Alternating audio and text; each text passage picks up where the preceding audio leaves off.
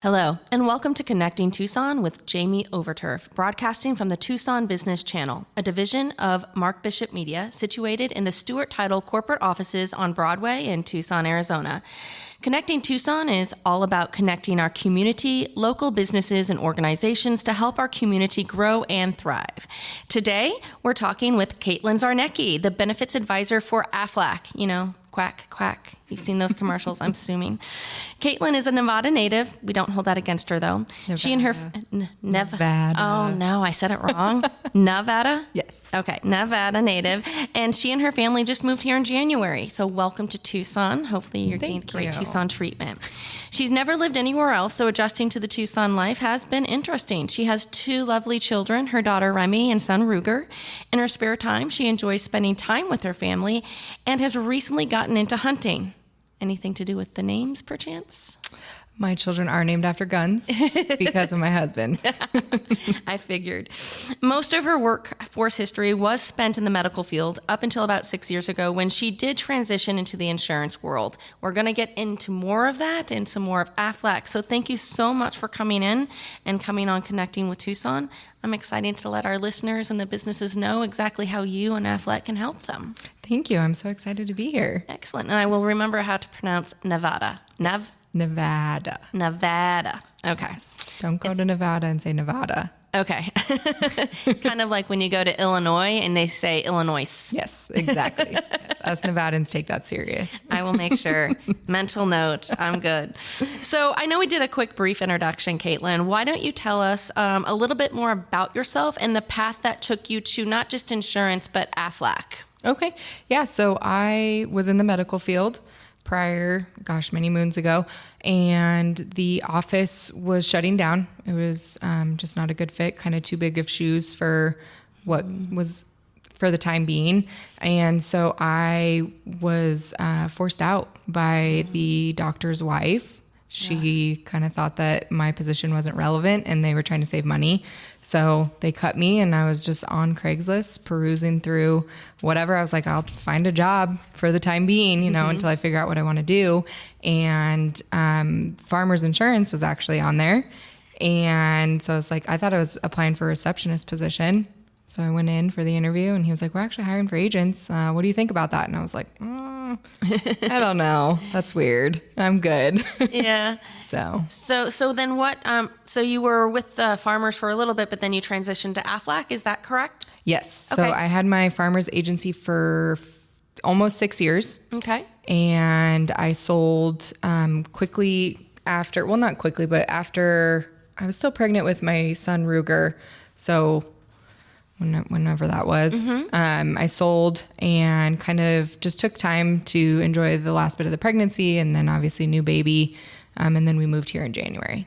Okay. So what specifically, I guess, brought you to Aflac? Why the change? I mean, it's still technically insurance, but why Aflac? I didn't want to go back into P&C anymore and be with a captive agency. I feel like for my time with Farmers, I learned as much as I really wanted to with them. So I wanted to continue to utilize my insurance license. Okay. I mean, they're not cheap. So No, they are not. So I can attest to that. So I wanted to continue to utilize that. I looked at a couple other companies, and Aflac was actually the only one that emailed me back from sending my resume. Okay. So it was just kind of perfect timing. The regional manager called and she was like, hey, I like what your resume has to offer. When do you want to meet? So. Well, that's great. So how long have you been with Aflac then? Let's see, we're June, so 6 months. 6 months. Excellent. And Aflac brought you to Tucson? No, my husband's job brought us here. So he's with Tucson Electric Power. Okay. So he's a lineman, apprentice lineman, technically. So I was kind of unemployed when we got here. Oh, hey, that's great. Aflac. So I know what Aflac is, and I'm sure some of the business owners, people, they know the commercials. They're quite unique with like the duck and the broken wing and the Aflac out there. What is Aflac? So we are the leading carrier in voluntary benefits. Okay. What is voluntary benefits? Yes. So we offer policies like short-term disability, dental and vision, life insurance, We've got cancer plans, accident plans, hospital, and those are pay cash benefits to the policyholder. Okay. When they're sick or hurt. So you go to the doctor, get hurt, or you're sick, we pay you cash for XYZ, what you're seeing for at the doctor. Okay. Can you do Aflac as a standalone, or do you have to have a medical plan and then add Aflac? So you do not have to have any medical insurance in place. Aflac does not require you to have anything. You can be on Access. I know that's pretty big here in Tucson. You can be through the VA. You can have spousal insurance. Like I said, no insurance. Aflac, you still qualify for Aflac. All right. So anybody can qualify for Aflac. Sorry. Yes. I need to get that one out there. So I'm gonna skip ahead real quick because we're kind of there. I know people who think of what you were talking, Access, major medical benefits versus Aflac. And I'm very familiar with the differences. Obviously, we've done the same type of programs. What are the differences between major medical health plans or those other plans and Aflac programs specifically? So major medical pays the hospitals and doctors when you're sick or hurt. You have a deductible, you have a co-insurance, you have sometimes pre-existing conditions either disqualify you from certain things. Aflac is none of that. Okay, so can you elaborate on that when you say Aflac's none of that? Yes. So we do not require, there's very minimal health screening questions to apply for a policy. There is we have guaranteed issue stuff, and whatever you're seen for via doctor or hospital, that money, not that money, but portions of the money go directly to the policy holder. Okay. We do not pay the hospitals or doctors. So that is one of the major differences, I would say, is because a major medical or some of those other health plans actually pay the hospitals, the doctors, and then you pay the deductible, correct? For major medical? Yes. So are there any deductibles with Aflac that they have to hit in order to get qualified for plans, or? No deductibles at all. It is a schedule of benefits. So for example, the accident plan, broken leg is you'd receive $4,000 if you broke your leg. So you can use that towards your deductible if you want, or you can use it for maybe more immediate bills, paying for housing that month, putting food on the table. Once it's your money, once it's in your account, you can do with it as you please.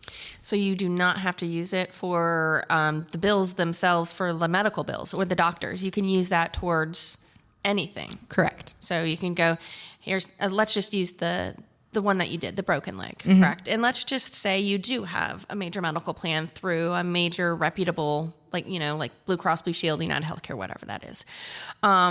You break your leg, and then you have some, right now, deductibles are really high. They're like $5,000 if you're trying to do that. So if they wanted to, they can put it towards that deductible. But if they're out of work for a few months because they can't drive a vehicle, they can use that money towards mortgage. Yep.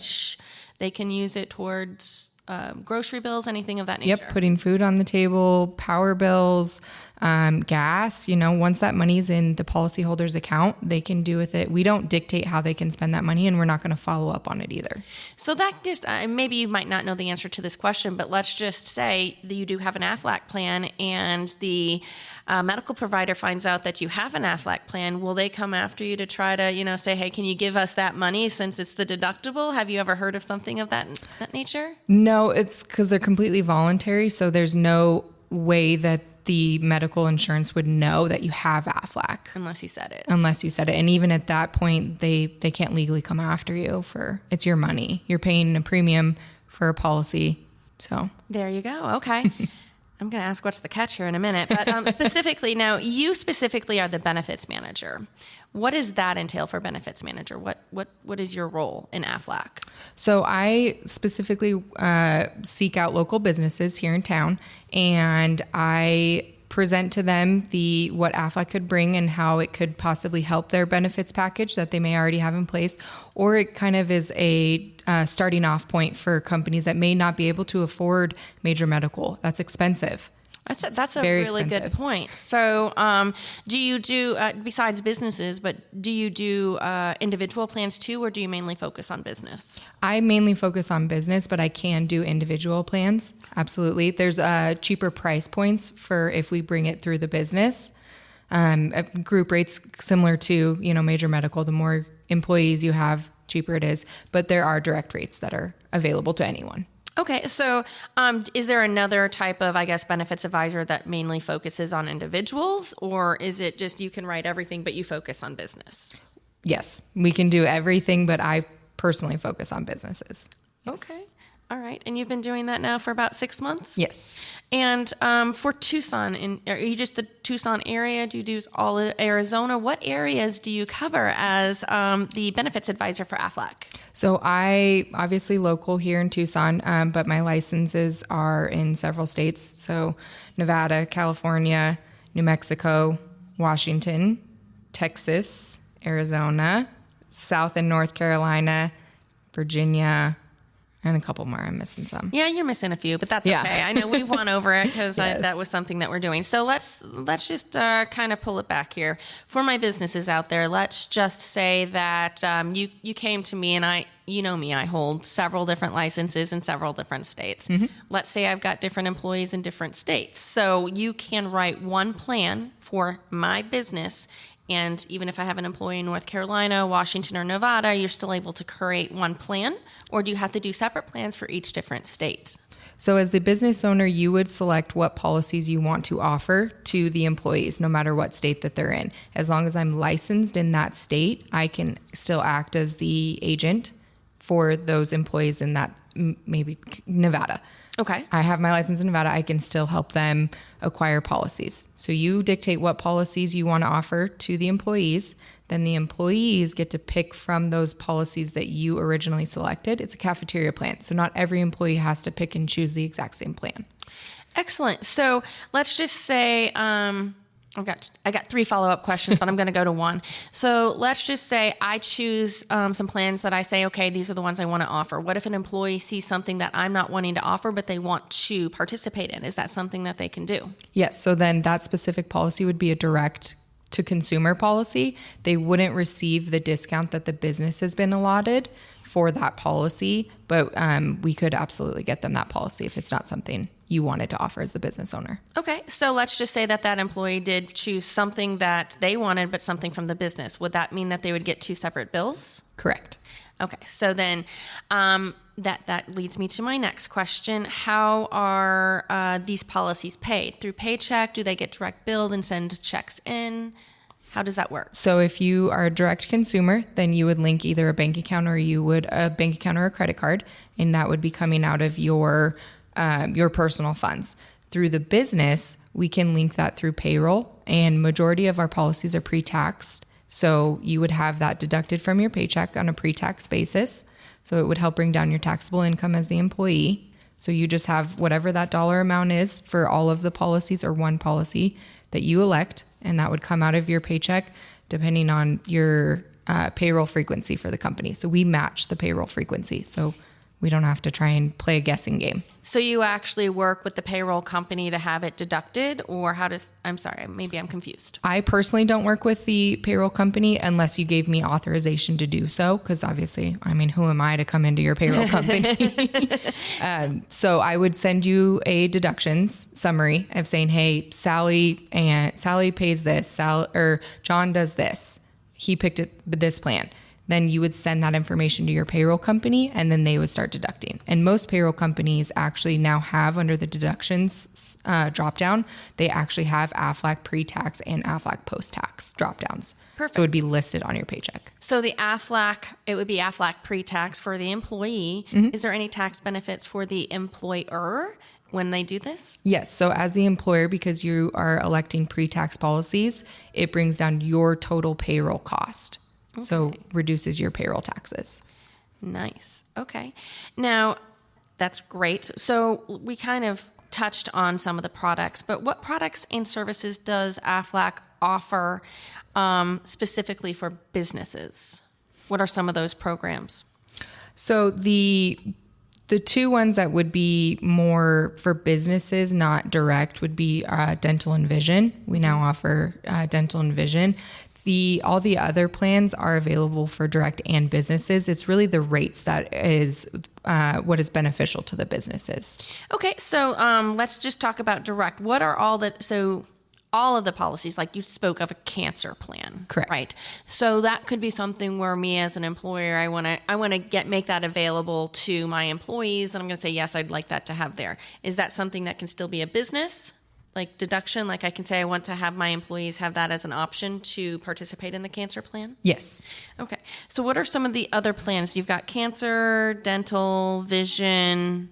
We've got life insurance. We've got accident. And the accident plan's what you see the commercials for, the duck with the broken wing. That's what they're marketing as our accident plan. We also have hospital plan, which is for accidents and illnesses. So also growing your family. There is labor and delivery coverage on there for women. If, once you're admitted to the hospital for labor and delivery, there's some payouts for that as well. Okay. Short-term disability, obviously that is your paycheck protection plan. So you're not coming to work, we help 2/3 of your annual income. That's nice. Yes. Excellent. I mean, that seems like a lot of different products it's almost comparable to a major medical plan of the things that you can do like a la carte or cafeteria type style. So, cost, how, I guess is the next question. Like, how much would one of these, let's just say somebody went in for dental and vision. Let's do the low end to the high end. How much would this cost the employee to be fair? So our policies range from anywhere from like $5 a week all the way up to $30 a week.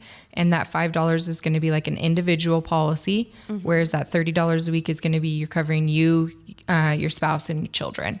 Okay. So as an employer, let's just say I don't have the extra money to spend, but I still want to make this available to my employees. Do I have to pay into it? You do not. It's completely voluntary on the business owner aspect. You can contribute if you want. And that's something where it could be, I want to contribute $5 per employee a month, or I want to cover the cost of the accident plan for the employee. It's completely customizable per business. And setting that up, that would again be something that we would set up through our payroll company to make sure that the deductions are going correctly and that taxes are correct. Yep. Okay. So I guess what's the catch? I mean, honestly, if I'm not paying anything, but I can still offer a benefit to my employee, why wouldn't I want to at least offer this to my employees? I'm trying to figure that out still. It doesn't, honestly, as a business owner myself, I had wished that someone had brought Aflac to my attention when I was with farmers, because I absolutely would have done this for my employees. I want them to return to work and want to come to work and want to stay longevity. So yeah, if I can help put cash in their pocket, why not bring on Aflac? There is no skin in the game per se for the business owner, because you're not required to pay like you are with major medical. Right. Okay. So you mentioned the accident plan, or hospital plan. There's a lot of urgent cares out there now. Does that hospital plan take into account urgent care, or is that something specifically different? You have to go to the hospital? No. So the hospital plan does cover urgent care visits. So there is, for example, let's say you rolled your ankle, probably not going to go to the emergency room for that. Right. You might go to urgent care, but let's say you need an x-ray. There's still going to be a payout for you going to see a provider and receiving that x-ray. So if it's an emergency room visit, those payouts are a little bit higher, but there are still urgent care payouts. Okay. And let's just say I'm traveling to North Carolina or South Carolina to go see my brother. And I get hurt there. Can I use this plan anywhere? Or do I have to, is it only here in Arizona? It is everywhere. Okay. Not continental, U.S. as well as Mexico. So if you're on vacation and you get hurt, you will receive payouts, and you can also actually go to Mexico to receive treatments. We'll still pay out we're so close to the border, and I know a lot of people go over there. Yeah. So you'd still receive payouts if you decided to seek treatment in Mexico. So everywhere in the U.S., so like Alaska, Hawaii, Mexico. What about international? Canada for now. And so Aflac's also in Japan. So yeah, an odd place, but yeah, we're actually very, very prevalent in Japan. Really? Mm-hmm. That's interesting. Yeah. So if we were to travel to Japan, that would be covered. Correct. And obviously, if you do or are part of an Aflac plan, you can call and find out where you would be covered and to make sure. Mm-hmm. For the international, yes. International. And again, it's just that you are getting paid out. So you would actually go, if you had no other plan and you went to the hospital, you'd pay the hospital what they're doing, and then you'd send in, hey, this is where I was at, the hospital bill. How does that work? How do I get paid if I went into the hospital and I broke my ankle and I had to get a cast and everything? How do I get my money? So ideally, when I sign you up, I'd like you to download the app and create an account, and then verify your bank account information. So when you do file a claim, that direct deposit is there. Obviously, if you wait till filing a claim to establish that direct deposit connection, it's going to delay it a little bit. I mean, per every account that you need to verify an actual bank account. So we sign you up, you download the app, you verify your bank information, so you're ready to go for whenever that claim pops up. Now, you broke your ankle, you're in the hospital.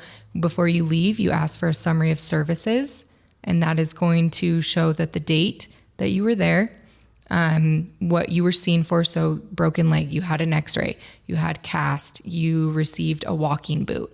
So a line item of things that happened to you in the hospital and what services you received.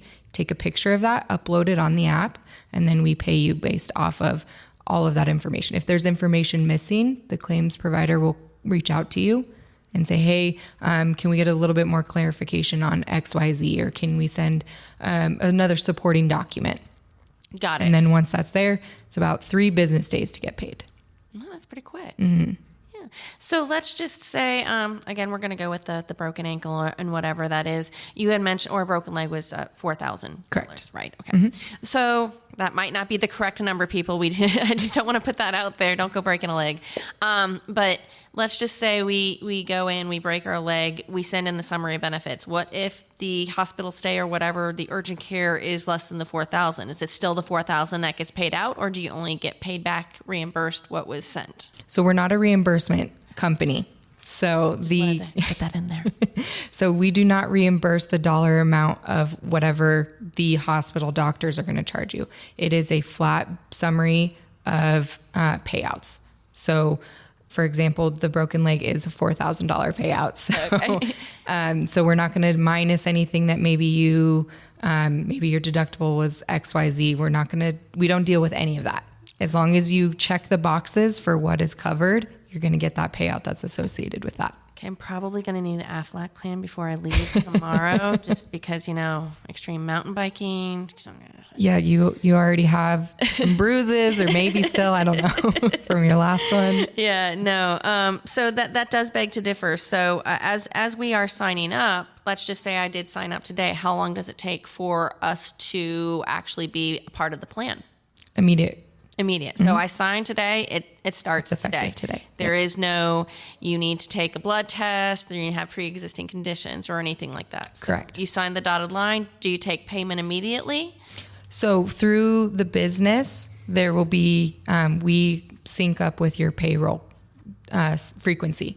Okay. So let's say you do weekly Fridays. That's when your employer pays you. So we sign up today, then deductions wouldn't start until Friday. And that you would see that come out of your paycheck this Friday. Okay, perfect. And then obviously you get notification as the owner that it's been coming out, and you're the owner is the one setting up with their payroll.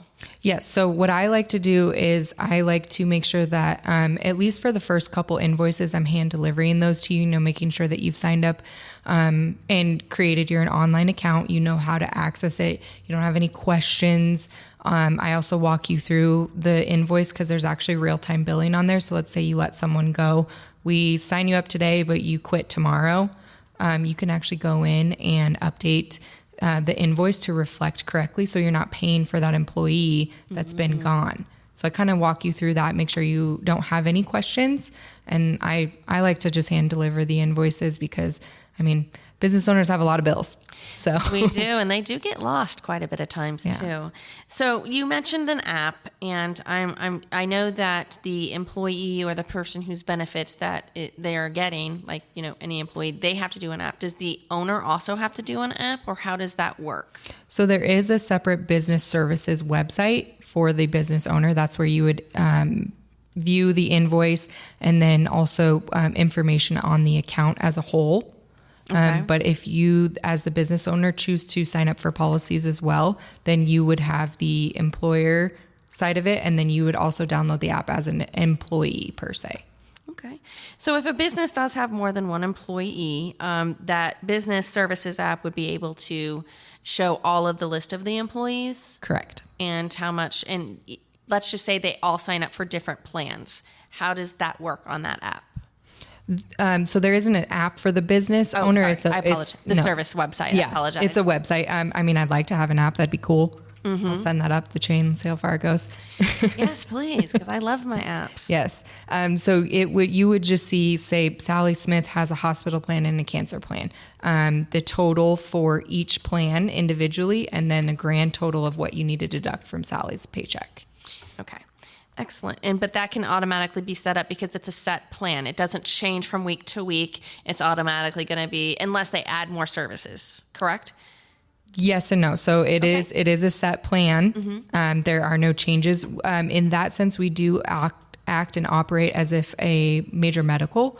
So there is an open enrollment period, and there is, unless you have a life-changing event, you would need to wait till next year's open enrollment to make changes. Okay. So you mentioned, and I'm glad you said that because I was about to get to that, open enrollment. Mm-hmm. When is open enrollment? And let's just say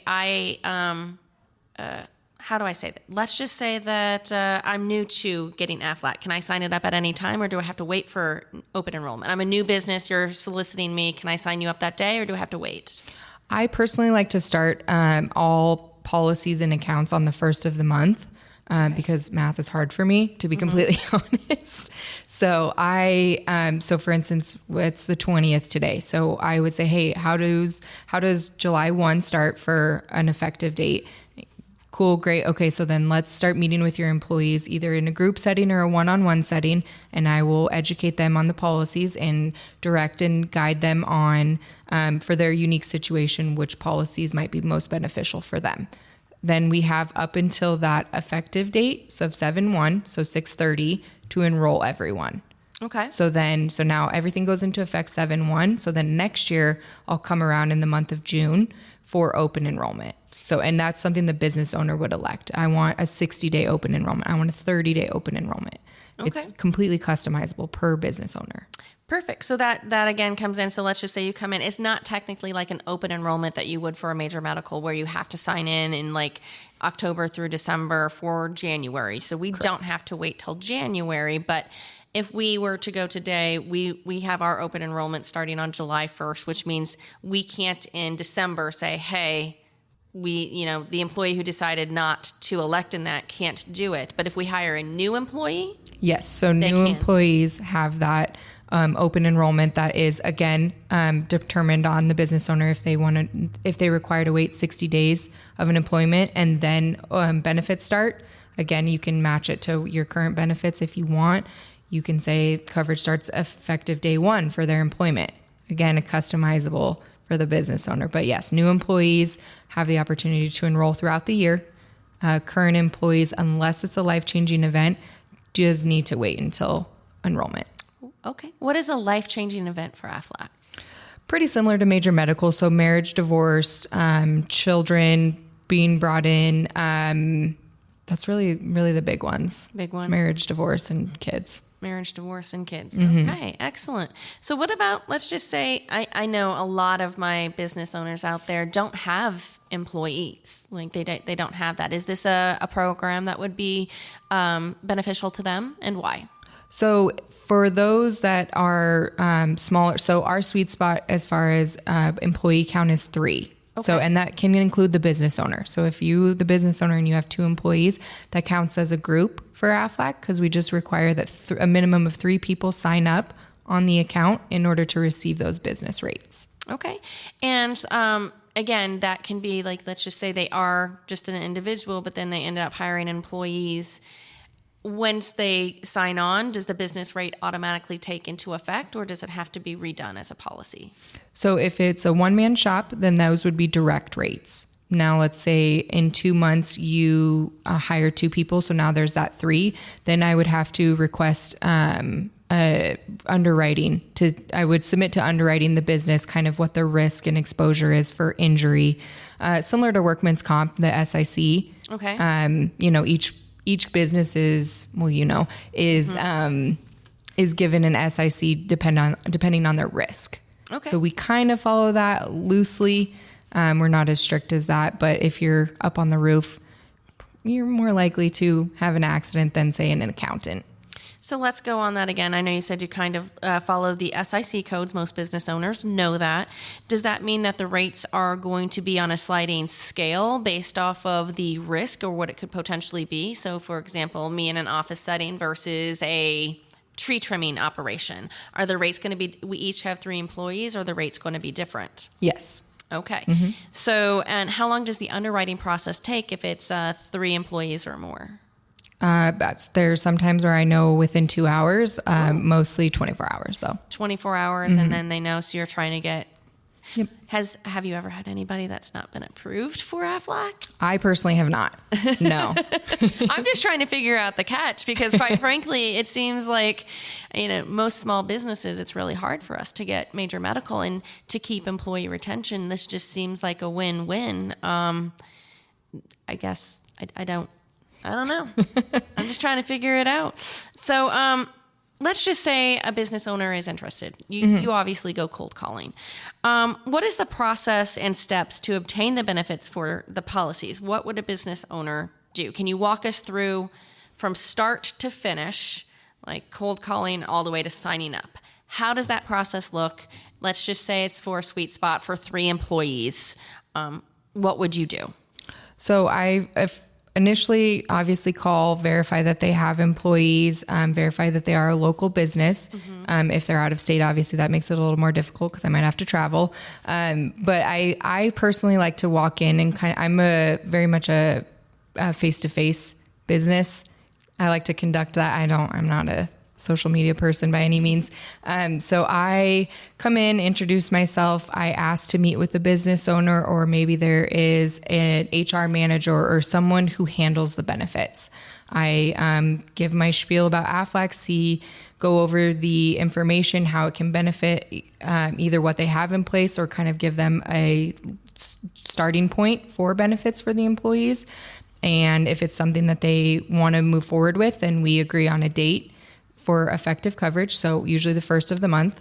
And then at that point, we design an idea for employee education. Is it going to be a group setting? Is there an employee meeting that maybe a safety meeting that you have coming up that I'm allowed to piggyback off of? I try to make it as simple as possible for the business owner. I don't want to, take away company time, obviously. Mm-hmm. So if it's a group setting, can I come before the guys leave the yard or at the end of the day? Or, do they come by Fridays at 2 to pick up their paycheck? Can I piggyback off of that?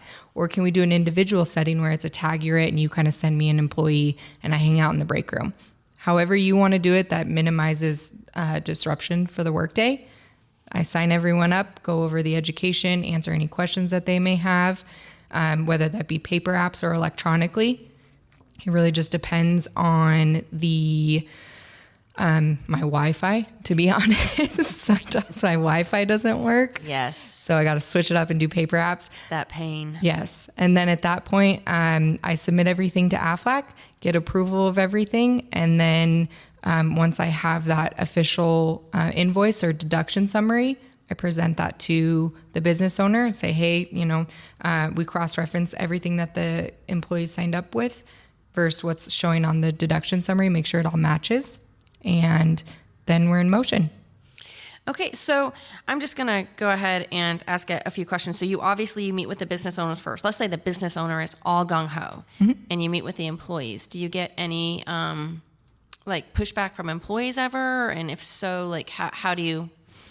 One that I'm that. interestingly coming up of frequently is a lot of people on access are afraid that it's going to disqualify or qualify them for access. So that's kind of one that's been coming up pretty frequently for me is they're afraid to sign up for Aflac because they think that access is going to find out. And but we don't communicate with access. They have no right to kind of know what policies you have in place because we're not major medical. So you can't double dip on that aspect. But yeah, there are a lot of employees that are hesitant towards it. You know, again, what's the catch?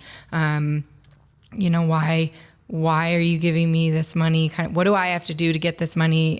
You know, it can be skeptical. It is honestly like as simple as I'm making it sound. I know, but sometimes too good to be true. So we're going to touch a little bit more on that here after the break. We're going to take a quick one and we'll be right back. Okay. And a very interesting show, as usual. And if you're just tuning in, you're listening to Connecting Tucson with Jaime Overturf. It's where she focuses on connecting our community, local businesses, and organizations to help our community grow and thrive. And as your local insurance professional for all insurance needs, I know that Jaime knows how important it is to make new and lasting connections in her own community. You never know how a connection will create a spark or pull you in a unique direction. So if you're in a small business, maybe you're a medium business owner, small business owner, doesn't matter, or involved in a community project and you'd like to be featured on this show, please feel free to give her a call. All her information is on the TucsonBusinessChannel.com. Just click on Connecting Tucson with Jaime. And Jaime would love to hear from you. All right. So we are back.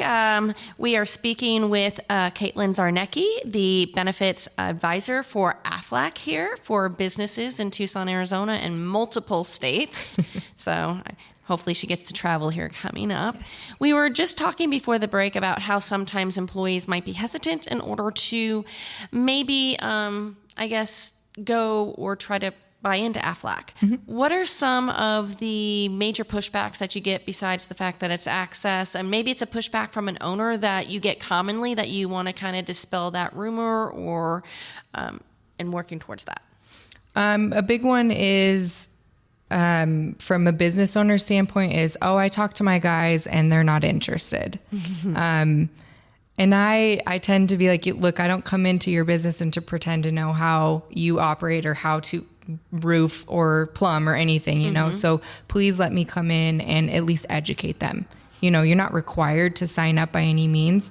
I simply just want to educate the employees on what's available. And if after that education piece, if they're truly not interested, no harm, no foul. Okay. And how long let's just say it's a small group, how long does it take to educate the employees? So as business owners, our time is valuable and we want to make sure that our employees are being productive.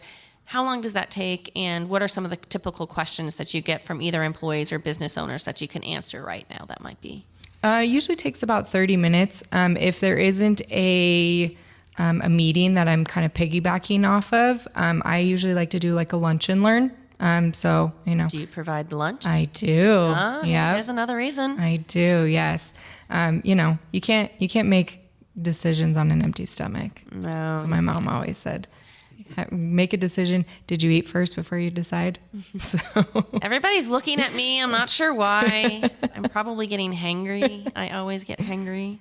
What can I say? So it's about 30 minutes. What are some of the common misconceptions about Aflac that you get? That we don't pay out our claims, and 9 times out of that's the biggest one is that we don't pay out.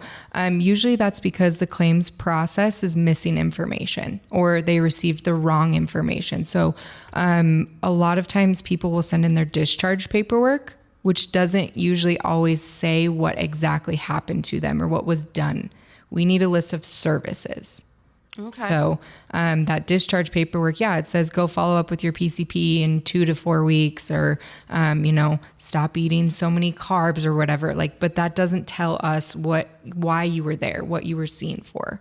So a denial for a claim is not a no, don't ever try again. It's a, hey, we're missing information. We need to, we're missing a few pieces to the puzzle so we can verify. Okay. And how quickly when somebody, let's just say they don't have the app or they scan it in or something, how quickly does somebody get notified that, hey, we're missing information? So once you file the claim, it actually, there's kind of like a real-time clock on there where it says like, hey, claim adjuster number, whomever, is anticipated to review your claim within 24 hours. And then you'll receive an email saying, hey, so-and-so reviewed your information. XYZ might be missing, or here's your paycheck. Okay. So you're notified along the way. I'm notified as well. So, and then when you go onto your account online, you can actually see every form of communication, whether that be a phone call from the adjuster, an email. I know we've got, you can enable texting as well. Okay. So let's just say somebody did get, they did the discharge paperwork instead of actually sending in the list of services. Would that be a call, an email? Specifically when somebody's waiting for a check, usually can you choose how you like to be communicated with? You can, yes. Okay. Mm-hmm. So you can say, I prefer to be called. It's easier for me because, me, I get like 800 emails a day and get lost. Yes. So, okay. All right. Yes. I'm going to circle back to, let's just say, business owners who have employees in different states. Mm-hmm. So you mentioned you travel, but let's just say, for example, employees in North Carolina, I want to get them access or show that there could potentially be a program that would benefit them. Would you fly out there, or is that a Zoom? How does that work when employees aren't physically present here in Arizona?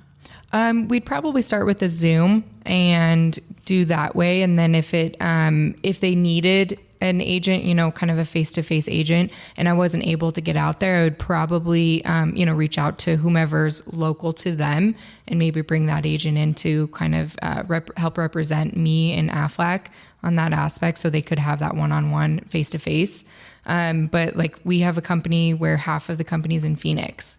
So we did a Zoom with them actually on Friday, and several of the employees want to sign up. So we're just doing phone enrollments. So after we did a presentation with them, and now I'm going throughout this week calling them at their designated times to which they elected. So you don't have to answer my call when I'm calling. So then they will go through the underwriting questions and just make sure that you have information.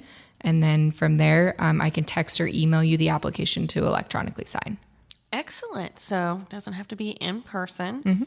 Mm-hmm. We've talked a lot about businesses, but there's also other group affiliations out there. I'll just put it out there. Maybe there's a collective group that gets together, like a church group or something, and they're all individuals, but they're underneath a different entity. Maybe they're members or acting members. Is that something where Aflac can come in and assist as well? Or does it have to be a business with an EIN number? A business with an EIN number. However, there are, because it is so customizable, we would be able to take that information like a church organization or a group and kind of present that to the underwriting for that SIC, and they would determine whether or not they could offer those group rates. Okay, perfect. And again, that turnaround 24 hours or so? Usually? Very quick, yes. Very quick. Okay. So I know there's a lot of benefit programs out there, not just major medical. Why Aflac in particular? What sets Aflac apart? For me, one thing that I think is important to note is that our competitors, they send a 1099 if your claims is over $10,000. So that's kind of a big one for me, because let's say I'm going through cancer and I receive, $50,000 for a supplemental plan in place, and then at the end of the year I'm going to get a 1099 on that $50,000. That would upset me. Yeah. So, now, for some people that don't understand what the 1099 is, yes, because we are speaking some business lingo here, explain to me why somebody wouldn't want to get the 1099.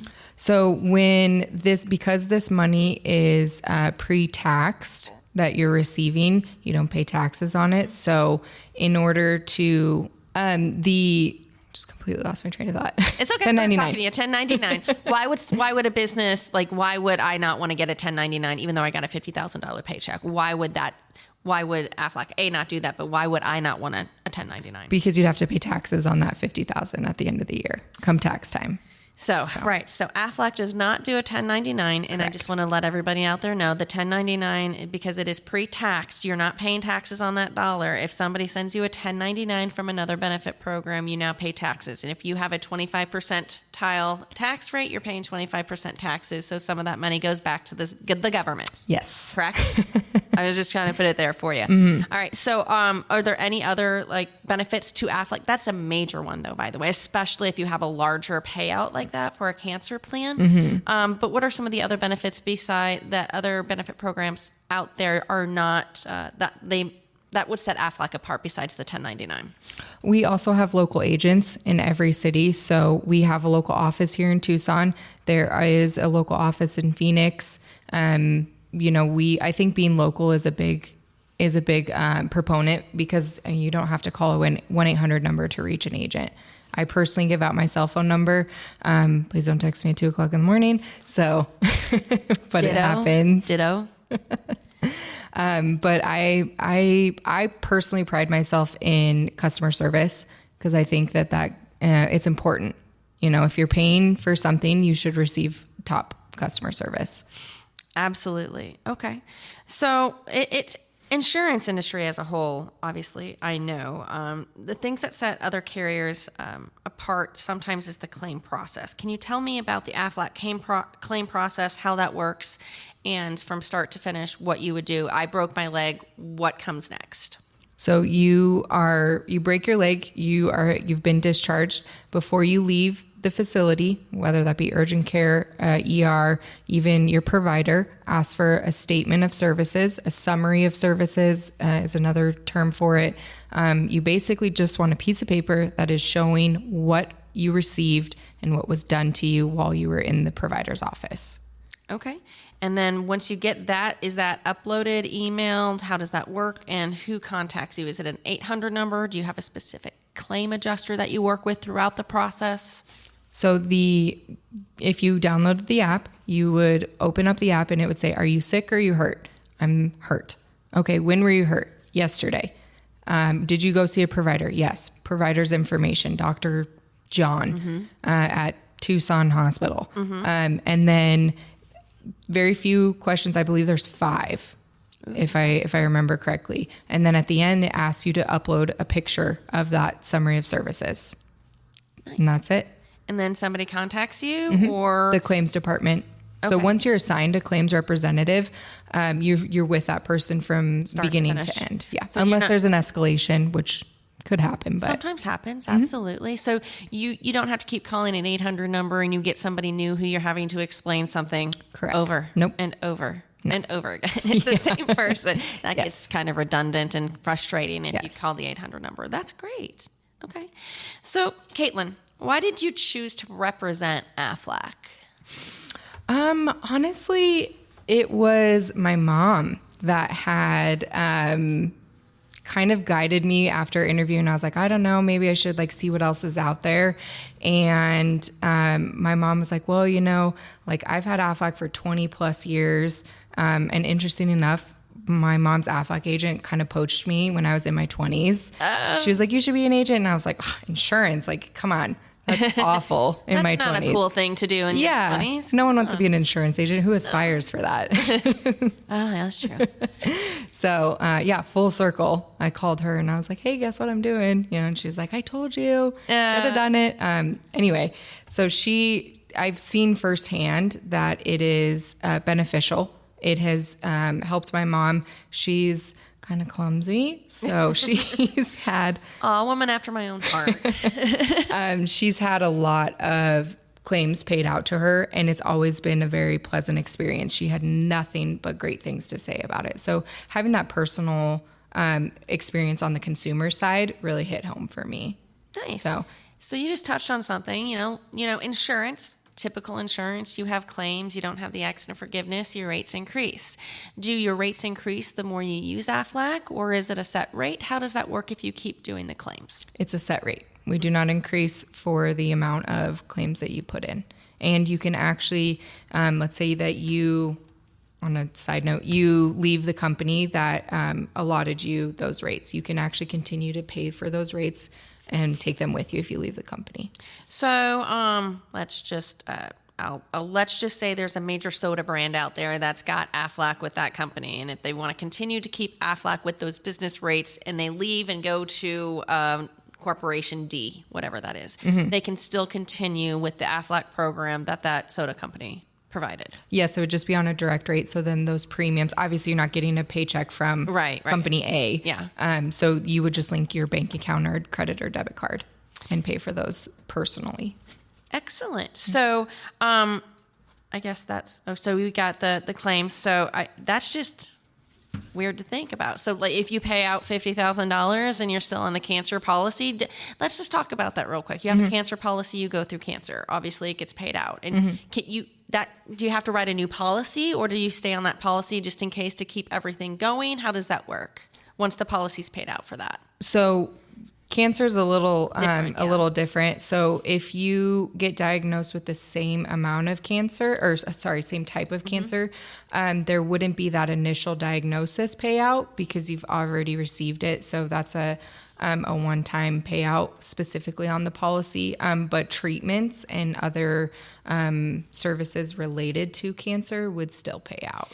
All right. So let's just say you're not going to get non-renewed because you used the policy multiple times. Correct. Kind of works. Yeah, we're not going to drop you. Not going to drop, as long as you continue to pay premiums, not going to drop you. Correct. Okay, perfect. So let's just, and I'm going to put this is more of a very specific question. Let's say company A has Aflac, company B has Aflac. If you leave company A and you don't want to keep there, but company B's there, is that a brand new policy, basically? Yes. Okay. You're a new employee. That was a specific question for businesses. Sorry, guys. So you could transfer those over, but it would be through the new company's rates, and it would internally, I mean, that's nothing that the policyholder would have to deal with. It would be me. More in the back end. Yeah, frustrating for you. Not necessarily Paperwork. Frustrating, but yeah, a few extra signatures. All right. So what do you like best about what you do? I like to talk, obviously. So meeting people is probably my favorite thing, especially being new. So being born and raised in Reno, I had a pretty good pool of people to interact with. So this is, on a personal level, it introduces me to people here in town, which is fun. But yeah, I like to talk to people, and I truly do believe that Aflac is a good company, and it is, I have yet to find the loophole. So, and trust me, I'm trying. Yeah. Yeah. So I believe in the products. And I think that, just bringing awareness to everyone.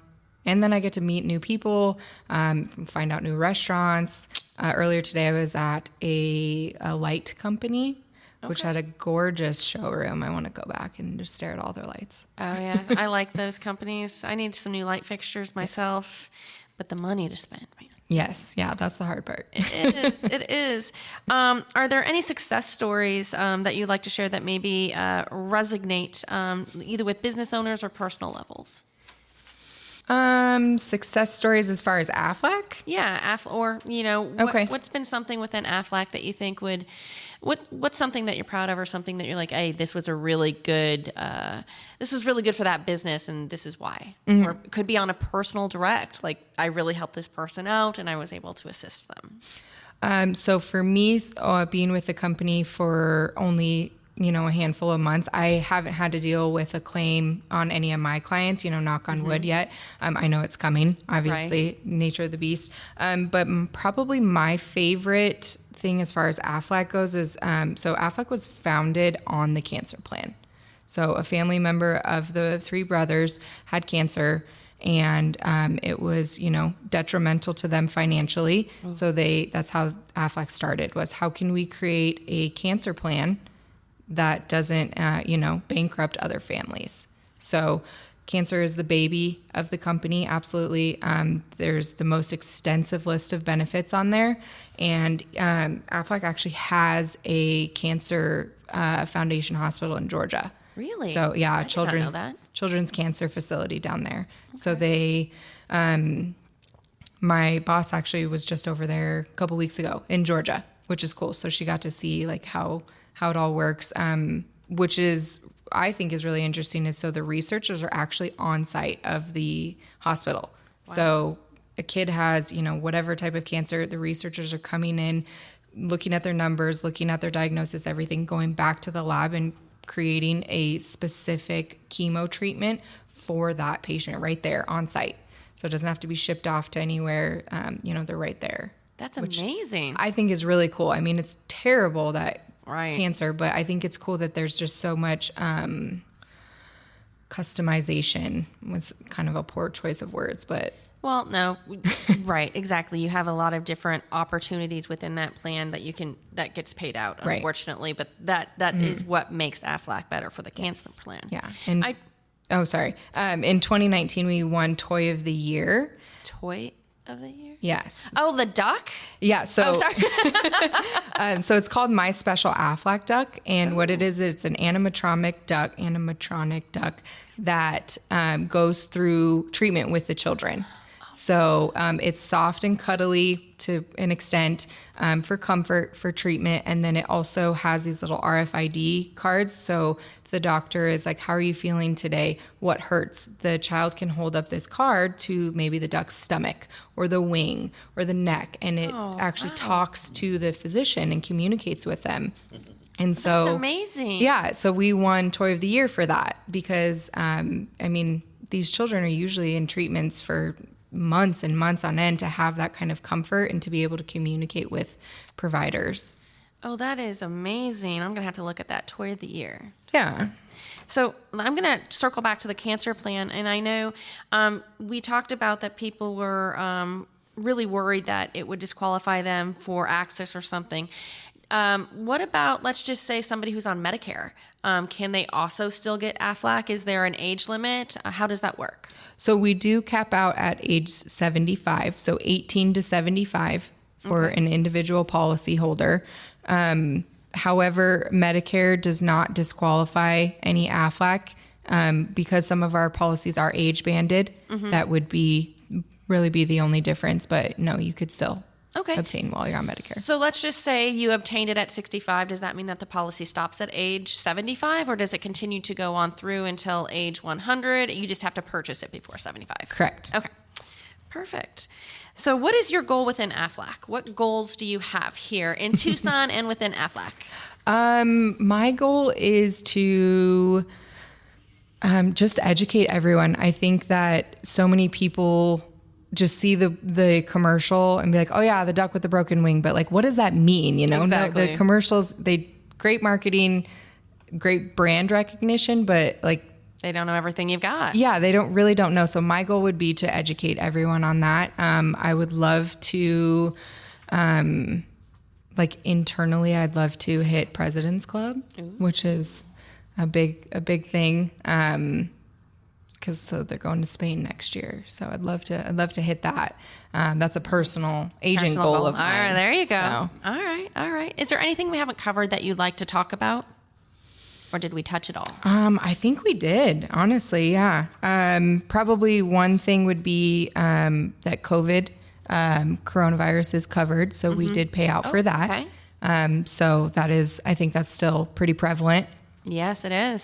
So if you are diagnosed, you would receive payouts on the various plans for that. So excellent. Well, thank you again for coming on, Kaitlin. I sure learned a lot today, and I'm hoping that the businesses and even individuals learned a lot today. That's all for Connecting Tucson with Jaime here at Stewart Title Studios. If you like the show, please let us know. You can connect with Kaitlin and Aflac by going to their website at, aflac.com, or go to the Tucson Business Channel, a division of Mark Bishop Media, and click on Connecting Tucson. You'll find Caitlin's show there, and maybe I'll get a little picture of the duck that I've got in my office to send on there to do that. But until next time, this is Jaime Overturf with Farmers Insurance. Don't be afraid to step out of your comfort zone and make that unique connection. You never know what kind of spark you're going to get or friendship you're going to gain.